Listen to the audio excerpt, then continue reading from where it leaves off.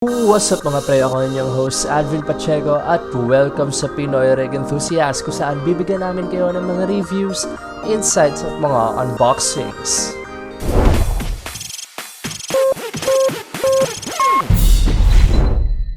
Ngayon, magre-review tayo ng isang case from Techwear. Ito ang Techwear F3. Ang Techwear F3 ay available sa tatlong colors: black and white, blue and black, at red and black.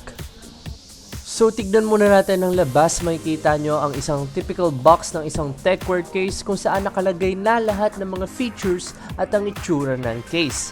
Out of the box, makikita natin na isa tong Micro ATX case na black and white version ng Techwear F3.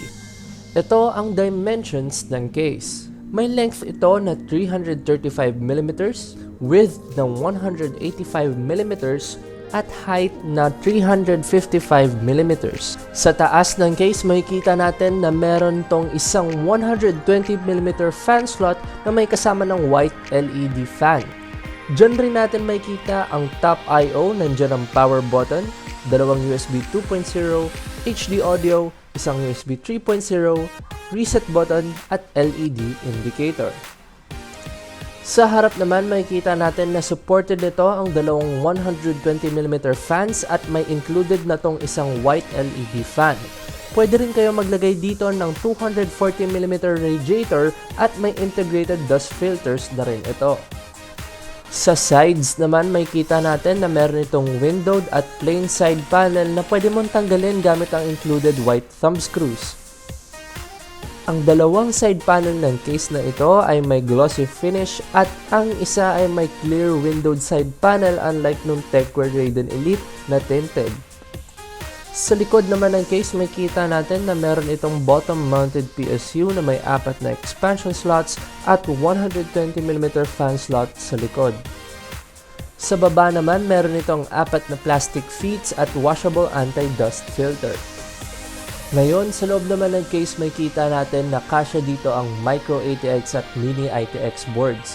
Makikita nyo rin sa case na ito na marami kayong cable management holes para mapadali ang pag-ayos ng cables nyo. Meron din itong malaking CPU cutout para mapadali ang pag-swap ng mga cooler nyo. Supported naman niya ang video cards up to 315mm, depende yan kung may radiator kayo sa front. Kaya kasya dyan ang GTX 1060 ng MSI na nireview natin dito. Meron naman tong 160mm maximum CPU cooler height, kaya kasyang-kasya dyan ang sikat na Hyper 212X. Meron din tong slot para sa 3 SSDs at 2 hard drive. And lastly, may kasama tong screws and speaker para sa motherboard na nakalagay sa isang plastic bag na nasa loob ng case. So ito ang ating conclusion. Unahin muna natin sa pros.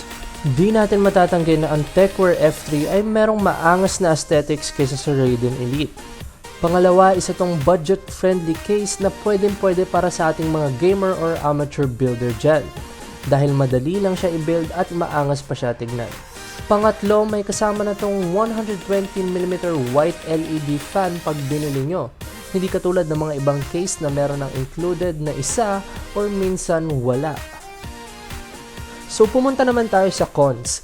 Mahirap tanggalin ang dust filters nito kasi integrated na siya sa case. Except sa bottom anti-dust filter na natatanggal pero mahirap din siya ibalik. Sana ang ginawa ng Techwear dito ay ang sliding anti-dust filter system katulad ng nasa Techwear Omega.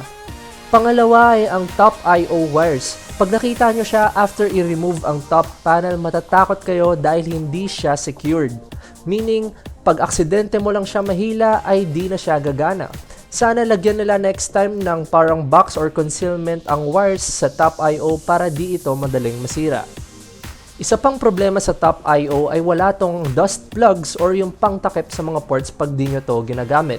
Kaya prone ito pasukan ng alikabok at kung tumagal yon ay baka di na gumana ang mga ports nyo. Same problem rin yan sa Techwear Raiden Elite kaya sana mag-include rin sila ng ganon next time. Lastly is meron lang itong isang HDD tray unlike nung Techwear Raiden Elite na merong 2. So overall, ang Techwear F3 ay parang Raiden Elite version 2. mas pinaangas tignan at in-upgrade ang accessibility dahil sa improved positioning ng SSD slots at HDD tray. Ginawa rin tong mas suitable para sa mga naghahanap ng case na meron decent features in a low price. Kaya kung ang hanap nyo ay budget gaming case na merong maangas na aesthetics, ay marerecommend ko to sa inyo. Maraming salamat sa mga sumusuporta sa Pinoy Reg Enthusiast. Huwag nyo kalimutang mag-subscribe, i-like or i-dislike ang video na to. Magtanong kayo sa comments kung may mga tanong kayo about sa case or naguguluhan. Mag-clarify lang kayo dyan sa baba. At see you in the next episode.